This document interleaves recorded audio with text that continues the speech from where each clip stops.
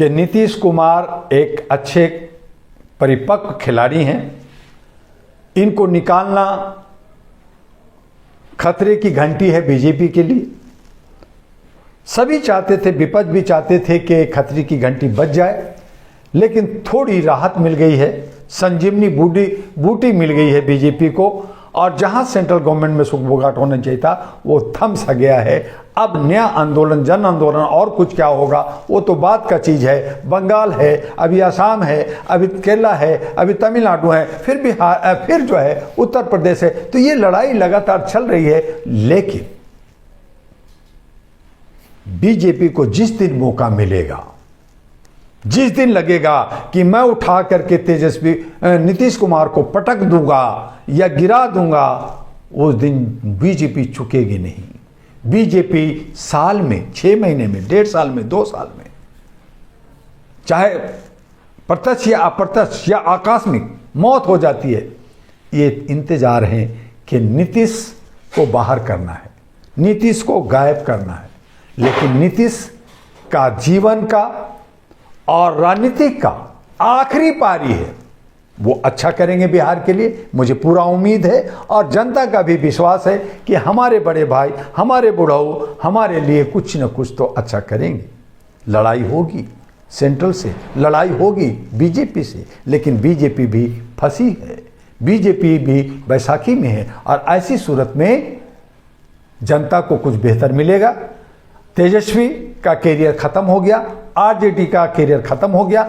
अगली बार जब कभी भी चुनाव बिहार में होगा, ना जनता दल होगा, ना जनता दल यू होगा, ना बीजेपी होगा, ना ओवैसी होगा। वहां एक नया समीकरण बन करके नई पार्टियां, हो सकता है कि जनस्वराज आगे आ जाए, हो सकता है कोई और नई पार्टी आ जाए, लेकिन आएगा नया पार्टी, एक नया बदलाव आ जाएगा। ये एक आखिरी मौका दिया गया है और आखिरी मौका में अब नीतीश कुमार क्या करते हैं ये देखना है। बाकी सब अपनी अपनी डफली बजा रहे हैं। कांग्रेस बिहार में खत्म है, तेजस्वी भी खत्म है और अन्य पार्टियां भी खत्म है। कांग्रेस पहले से खत्म थी।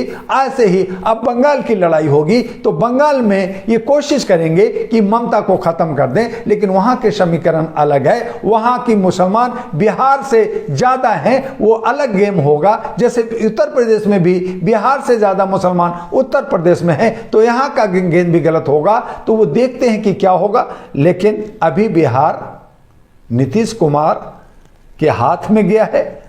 अब उसका विकास और समृद्धि उन्हीं के हाथ में। अब कहना है मतलब यानी बिहार में इस बार विकास होगा क्योंकि उनका ये आखिरी चरण है। उम्मीद तो यही है।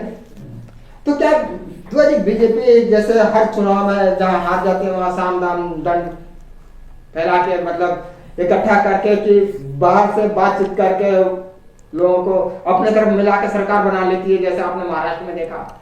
देखिए, आज बीजेपी जैसे हमारी पारिवारिक पार्टियां, लालू प्रसाद की पारिवारिक पार्टियां, कांग्रेस की राहुल गांधी, प्रियंका गांधी, सोनिया गांधी पारिवारिक पार्टी, अखिलेश की पारिवारिक पार्टी, उधर स्टेलिन का पारिवारिक पार्टी, उधर महाराष्ट्र में उद्धव ठाकरे का पारिवारिक पार्टी। तो बहुत सारी पारिवारिक पार्टियां, जैसे उड़ीसा में वो भी खत्म हो गया। तो पारिवारिक पार्टियों पे जनता का विश्वास टूट गया। अब उसको साथ नहीं जाना चाहती है। जो दल बदलू को ले रहे, कांग्रेस की क्या क्यों हारी थी? ज्यादा नुकसान बिहार में क्यों हुआ? क्योंकि जितने दल बदलू करके लोग आए उनको सबको टिकट दिया, नए को नहीं दिया, वहां के बिहारियों को नहीं दिया, दूसरे लोगों को बुला करके आप बातें करते रहे, तो उसका नुकसान हुआ। तो ये पारिवारिक पार्टियों को निगलेक्ट किया। अब ये जो बीजेपी है जो खेल रही है खेल, उस बिहार का पड़ोस में बंगाल है, वहां पे चंद लोग 2-4 हजार अंग्रेज आए थे ईस्ट इंडिया कंपनी बना करके। उसने यही जयचंद, यही भड़वागिरी, यही दादागिरी, यही डीलर लोगों को पकड़ करके खरीद फरोख्त करके, तोड़ फोड़ करके, मरोड़ करके, समझा बुझा करके, उसको लालच दे करके लोगों के साथ लड़ा करके, राजाओं के बीच में लड़ा करके उसने, अंग्रेज ने भारत पे 196 साल शासन किया। वो ईस्ट इंडिया कंपनी का है। अगर दूसरी विश्व युद्ध नहीं होता, अगर पूरा विश्व डिस्टर्ब नहीं होता, तो अंग्रेज 1947 में भारत नहीं छोड़ पाता। लेकिन हालात ऐसी बनी, जीते और हमारे 32 लाख स्वतंत्रता सेनानी ने जान दिया, कुर्बान हो गए, आंदोलन किया। उसमें कहीं आरएसएस था, उसमें कहीं बीजेपी था। आज ये लोग उसी पैटर्न पे गुजरात कंपनी बना लिया है।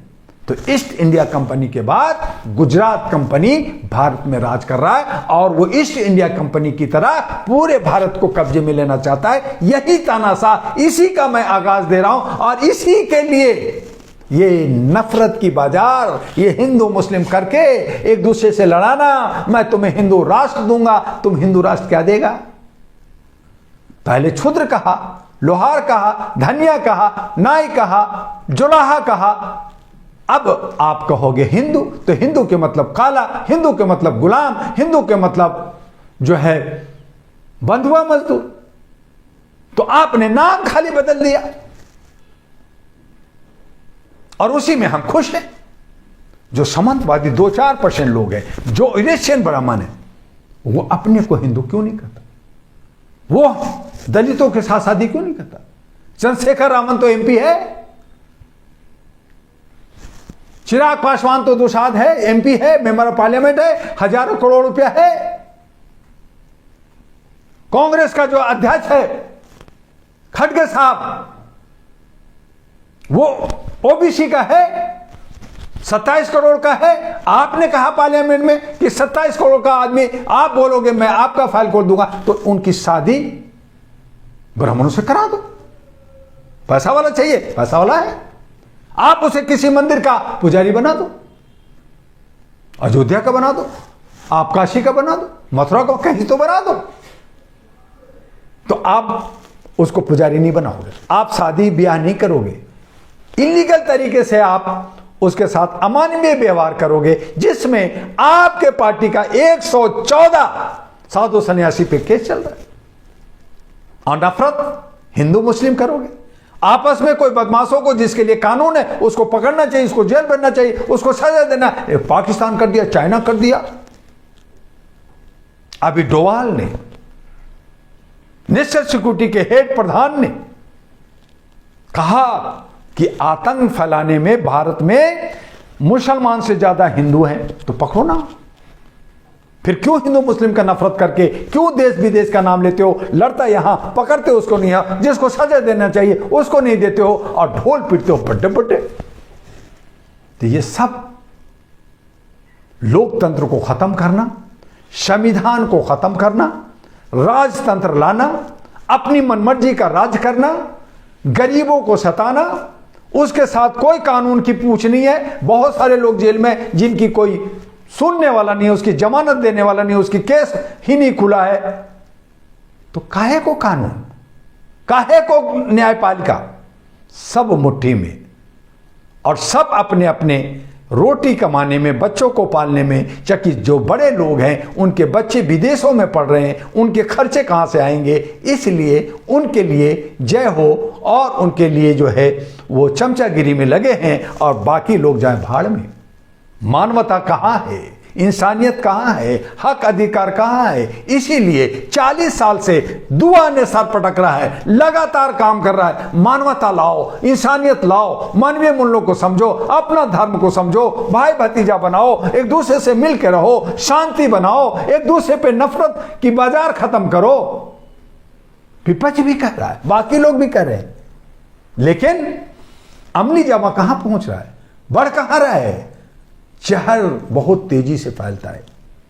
आप खूब मिष्ठान खाओ, आप खूब जो है काजू किशमिश खाओ, आपका शरीर धीरे धीरे धीरे धीरे थोड़ा सा खून बनेगा, थोड़ा सा बनेगा, लेकिन जहर का एक बूंद पूरे शरीर को काला कर देता है। 1 मिनट में आप जो है ध्वस्त हो जाते हैं। यही नफरत है, और इस नफरत की कुंजी में बिहार गया, बंगाल जाएगा, अन्य राज्य जाएगा, और इस तरह से ये हमारा देश जो पहले 800 साल गुलाम था, 196 साल गुलाम था, फिर हम आज़ादी की सांस लेके सोचा कि हम आज़ाद देश में रहते हैं, हम आज़ाद हैं, लेकिन आंशिक आज़ाद हैं, और फिर अब पूर्ण रूप से गुलाम बन करके गुलामी की धरातल में, गुलामी के चंगुल में, गुलामी के जाल में फंसने जा रहे हैं। और जब फंस जाएंगे तो निकलने का रास्ता नहीं मिलेगा, फिर सदियों लग जाएगा। हमारे बच्चे, हमारे आने वाले मुस्तकबिल बच्चे, जो भविष्य जो सुधार सकते हैं, बना सकते हैं, वो सब